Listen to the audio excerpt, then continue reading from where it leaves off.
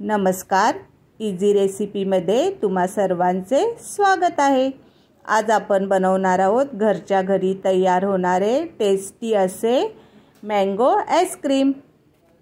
त्यासाठी आपल्याला लागणार आहे मस्त फ्रेश असा आमरस। आमरसासाठी आंबे स्वच्छ धुवून छान असा आंब्याचा गर काढून घ्यायचा। मस्त असा छान आंब्याचा गर काढून झाल्यावर मिक्सरच्या भांड्यामध्ये घालून पाणी न घालता मस्त प्युअर असा आमरस करून घ्यायचा। मस्त असा आमरस तयार झालेला आहे।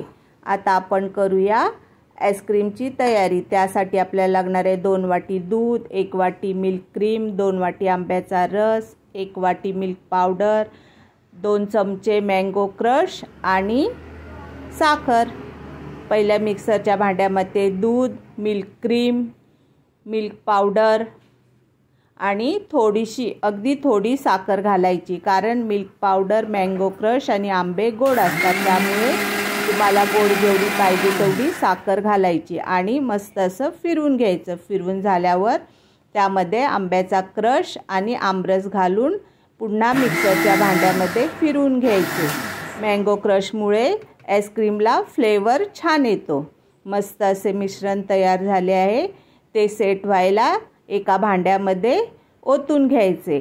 बघा, आपल्या मँगोच्या आईस्क्रीमच्या मिश्रणाला किती छान कलर आला आहे। आता भांडे डीप फ्रीजरमध्ये 1 दिवसासाठी आईस्क्रीम तयार व्हायला ठेवून द्यायचे। दुसऱ्या दिवशी मस्त टेस्टी असे घट्ट आईस्क्रीम तयार झाले।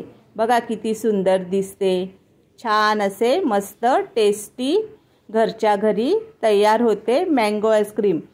कसा वाटला व्हिडिओ हे कमेंट करून सांगा आणि चॅनलला सबस्क्राईब करायला विसरू नका। धन्यवाद।